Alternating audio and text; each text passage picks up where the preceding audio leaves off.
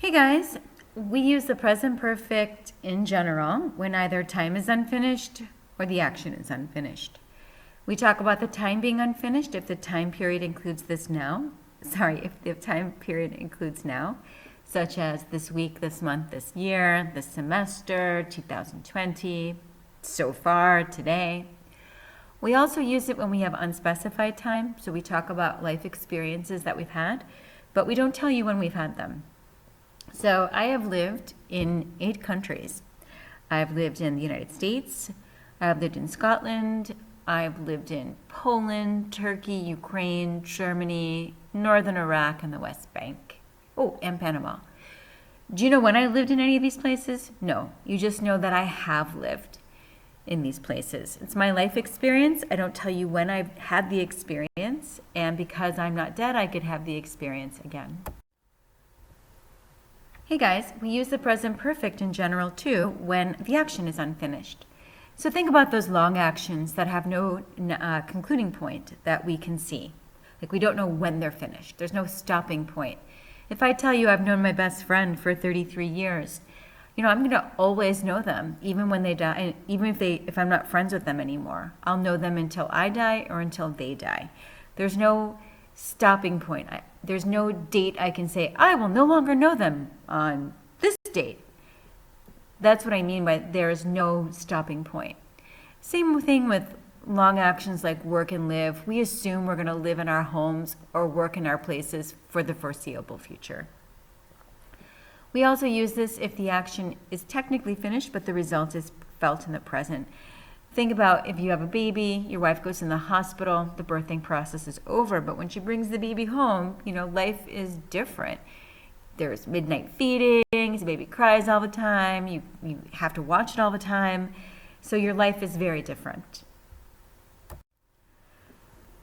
So everything that's true about the present perfect simple is also true about the present perfect continuous in the sense that time is unfinished and the action is unfinished. Sometimes there's no difference. I've been living in Suli, I have lived in Suli. Same thing. But if I want to communicate something specific about the activity, such as that it's long or a process, or that it's repeated, or that it's temporary, I'll use the present perfect continuous. So this goes to context. This goes to communication, what I want to communicate to my listener or reader. So long actions can be one continuous process, or it can be a process that starts and stops. A repeated action is repeated because it's part of a process, and then when the process is finished, I won't do that activity anymore. Like, I've been calling you all day, right? I stop calling when the person finally answers. Or temporary.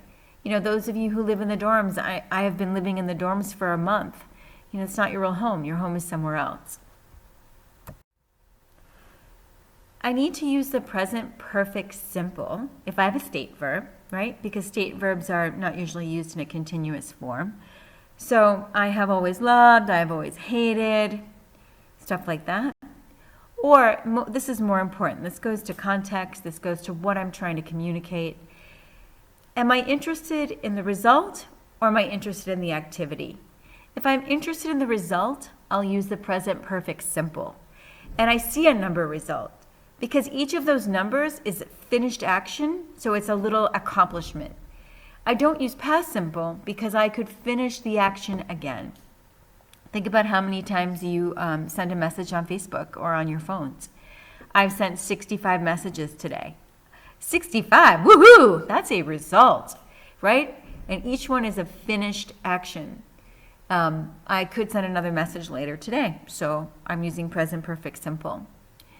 If I have a number result that answers how many, that's the key. Answers how many. So this chart sums up the main points. Sometimes there's no difference between the present perfect simple and the present perfect continuous. But if I have a state verb, or I have a number result that answers how many, I'm going to use the present perfect simple because I'm interested in what you have done. However, if I have a repeated action or a temporary action or process, I'm interested in the activity. What have you been doing? How have you been spending your time? then I'm going to use the present perfect continuous. I'm answering the question of how long something has been happening, not how many things I have done.